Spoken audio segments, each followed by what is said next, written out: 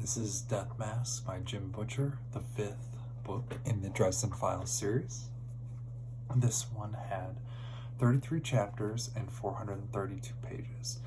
I enjoyed the pacing of the book. It went by really fast. The chapters just melted away.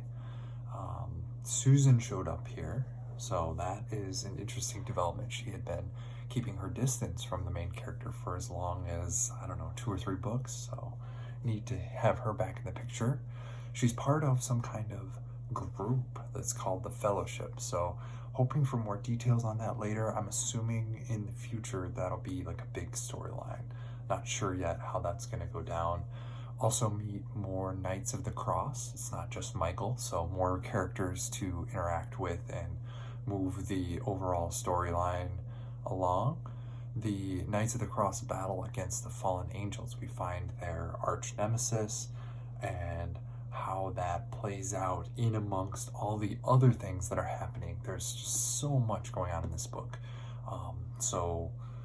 And it all stems from a talk show, which to me was hilarious, that the participants get a private conversation on the talk show.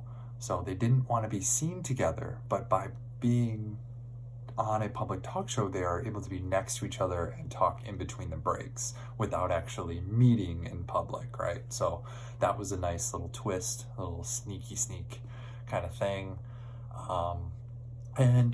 A lot happens. The main character is challenged to a duel under the Accords, so there's all kinds of rules governing magic encounters between different races, and apparently they're called the Accords, written in ye old language, Latin. So we also meet the Archive and all kinds of new characters. So Archive being a little girl, that was a bit of a twist. Ivy, she was a lot of fun and a really cool character in my opinion.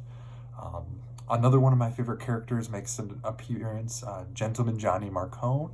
I don't know why, but he's just an awesome character, and I'm glad we get to see a little bit more of him. And again, the vampire duel, right? We've got so much going on. So the big super Ortega vampire boss guy challenges Harry to a duel, and Harry accepts. Like, that sounds like a bad idea, but he kind of has no choice. So has to figure out a way to handle that.